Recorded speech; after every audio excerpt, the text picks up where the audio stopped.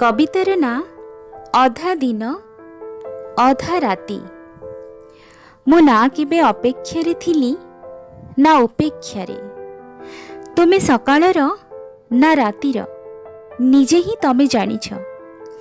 तुम देहरे लेखा थिबा सबु तथ्य को किए आंचुड़ी जोर करी लिभाई देइथिबा तुमे एक माइल खुंट मझी रास्तार एइया हेबाकु चाहुछ।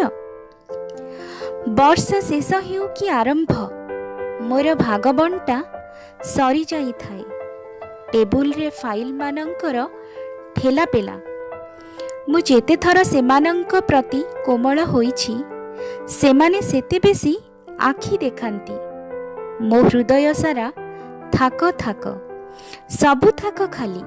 विश्वास कर मु निजे भी किछि जानिनी। वर्षा केवल श्रावणर नुहे मो आखि एक असरंती मेघखंड। बन्या केवल ऋतुर नुहे हृदय भी बन्यारे दोहली जाई पारे। होई पारे भाग भाग। नंक केवल इतिहास नुहे एबे भी से अयुत अंजुलार भव्य रोदन। अनेक औपचारिकता भितरे तुमे एक अमुहा देउल। तुमर जन्म जातक सबुकिछि नईबाली रे पोती देइछ। जा मो जेते थर अजाणतरे पाद थापिछि तुमे सेते थर थरी उठ। तुम थरिला ओठरे समय को बांधी रख। मो सूर्य उदयर कथा कहिले तुमे केराए अंधार खोज। मो हाथ केबे किछि तमठु दाबी करिछि कहि पारिबो। तथापि तुमे रुद्ध श्वास मोते देखु देखु। मो ठिकणा बदलाउथिबा कथा आज ही तो कहिली राति को जहा सहित तुमर अगाढ़ बंधुत्व।